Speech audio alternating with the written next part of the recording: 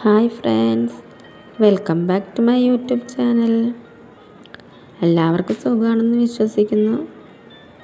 ഞാനിപ്പോൾ ഉള്ളത് കൽപ്പാത്തിയിലാണ്.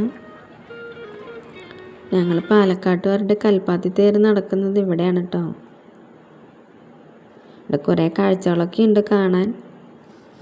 എനിക്ക് കൂട്ടിനായിട്ട് എൻ്റെ താത്തയും കൂടെ ഉണ്ട്. ഞങ്ങളിങ്ങനെ ഇതെല്ലാം നോക്കി നടക്കുകയാണ്. ആദ്യമായിട്ടാണ് ഞങ്ങൾ തേര് കാണാൻ വരുന്നത്. ഇവിടെ ഒരു ഹോമിയോ ഹോസ്പിറ്റലുണ്ട്.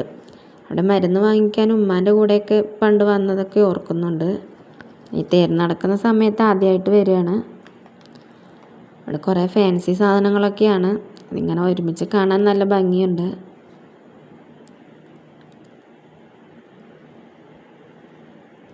ഇവിടെ നെല്ലിക്ക, മാങ്ങ, ക്യാരറ്റ് അങ്ങനെ കുറേ സാധനങ്ങൾ ഉപ്പിലിട്ടതാണ് ഈ കാണുന്നത്.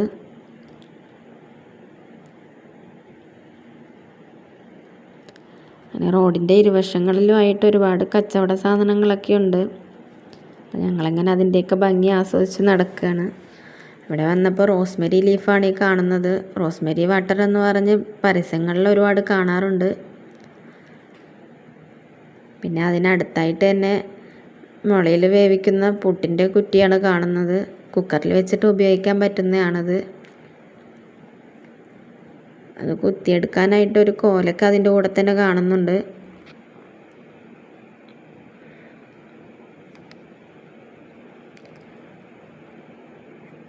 കീ ചെയിനിൽ പേരെഴുതിപ്പിക്കാൻ പോവുകയാണ്.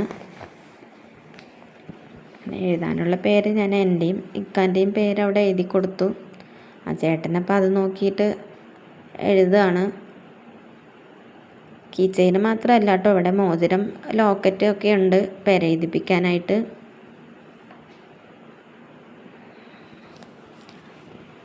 എനിക്കിങ്ങനെ ഇപ്പോൾ കീ ചെയിനിൽ പേരെഴുതിപ്പിക്കുന്നതൊക്കെ ഭയങ്കര ഇഷ്ടമാണ്. ഞാനിതിനു മുമ്പും ഇതുപോലെ ചെയ്യിപ്പിച്ചിട്ടുണ്ട്. ഞാൻ അതൊക്കെ സൂക്ഷിച്ച് എടുത്ത് വെച്ചിട്ടുണ്ട്. എൻ്റെ കയ്യിൽ ഇപ്പോഴും ഉണ്ട് അതൊക്കെ.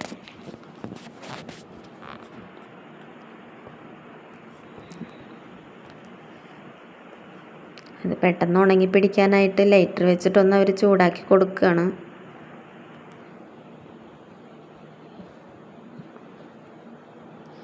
അതിൻ്റെ കൂടെ കുറച്ച് ഡെക്കറേഷനും കൂടെ ചെയ്യണുണ്ട്. അത് കഴിഞ്ഞത് പേര് മാഞ്ഞു പോകാതിരിക്കാൻ വേണ്ടിയിട്ട് അതിൻ്റെ മേലെ ഒരു പശ പോലത്തെ ഒരു സംഭവം ഒട്ടിച്ച് തേച്ച് വയ്ക്കുകയാണ്.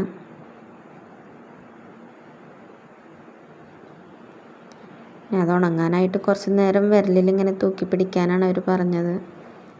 അപ്പോൾ ഇതാണ് ഞങ്ങളുടെ പേര്. ഞങ്ങളുടെ പേര് നിങ്ങൾക്ക് എല്ലാവർക്കും ഇഷ്ടമായോ?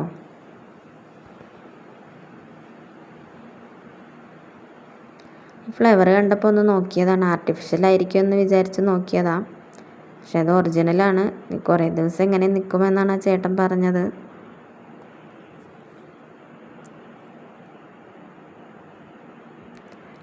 ഇവിടെ കുറേ ഭരണി അങ്ങനെയുള്ള സംഭവങ്ങളൊക്കെയാണ് കാണുന്നത്.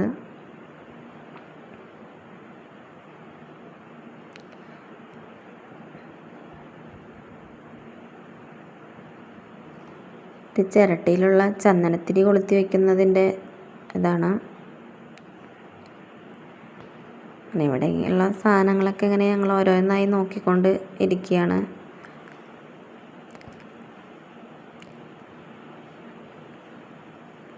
അങ്ങനെ ഞങ്ങൾ രണ്ടുപേരും കുറേ ദൂരം നടന്ന് രഥത്തിൻ്റെ അടുത്ത അവസാനം എത്തിപ്പെട്ടു. ഇതാണ് രഥം. ഇതിങ്ങനെ ഫോട്ടോകളിൽ മാത്രമേ കണ്ടിട്ടുള്ളൂ. നേരിട്ട് കാണുന്നത് ആദ്യമായിട്ടാണ്.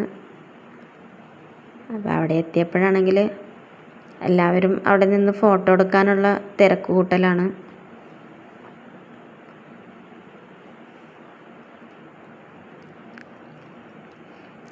അപ്പോഴാണ് അവിടെ ഒരു മാമി കോലം വരയ്ക്കുന്നത് കണ്ടത്.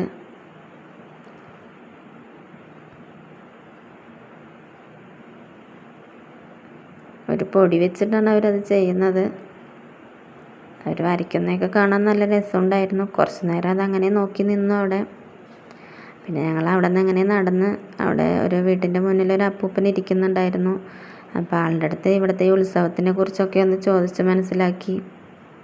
ഈ തേര് വന്നിട്ട് ഇന്ന് വലിക്കുന്ന തേര് ഇത് മാത്രം. ഇവിടെ കൊണ്ടുവന്നിട്ടില്ലേ, ഇത് വൈകുന്നേരം ഇവിടെ കൊണ്ടുവരും. കൊണ്ടുവന്നിട്ട് ഇടത്തിലെ അച്ഛൻ്റെ ഉമ്മത്ത് വന്ന് നിൽക്കും. എന്നിട്ട് അങ്ങനെ വന്ന് പിറ്റേദിവസം വിടുന്നു. പുള്ളിപ്പറമ്പ് വന്നിട്ട് ഒരാളിനെ കൊണ്ടുപോയിട്ട് ഇവിടെ വെച്ചു. 6 മണിക്ക് തുടങ്ങി 8 മണിയായി. ഇത് എങ്ങനെ വന്നു, കാട്ടിൽ നിന്ന് കൊണ്ടുവച്ചു. കൊണ്ടുവച്ച് രാജാക്കന്മാരോട് ചോദിച്ചു, ഗ്രാമത്തിൽ ചോദിച്ചു, ഞങ്ങൾക്ക് ആവില്ല.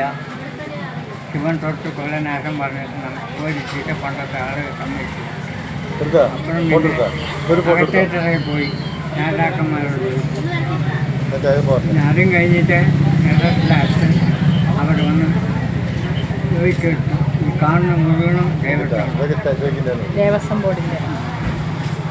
പണ്ടൊക്കെ അതിന് വരിയുണ്ട്. ശിവരാത്രിക്ക്, നവരാത്രിക്ക്, ഉത്സവത്തിനൊക്കെ 1 റുപ്യ 2 റുപ്യ വണ്ടയുണ്ട്. ഇപ്പോൾ അതിന് അവർ നിറയെ കൊടുക്കുന്നുണ്ട്. അങ്ങനെ ദേവസ്വം ബോർഡ് ഏറ്റെടുത്തു. ദേവസ്വക്കാർ അവർക്ക് തന്നെ അകത്തായിട്ടുള്ള അച്ഛ, അവർക്ക് തന്നെ അധികാരം, അവർ തന്നെ നടത്തുള്ളൂ. അപ്പോൾ ഇത്രയൊക്കെയാണ് കൽപ്പാത്തിയിലെ വിശേഷങ്ങൾ. എൻ്റെ വീഡിയോ ഇഷ്ടപ്പെട്ടാൽ ലൈക്ക് ചെയ്യാനും ഷെയർ ചെയ്യാനും മറക്കല്ലേ.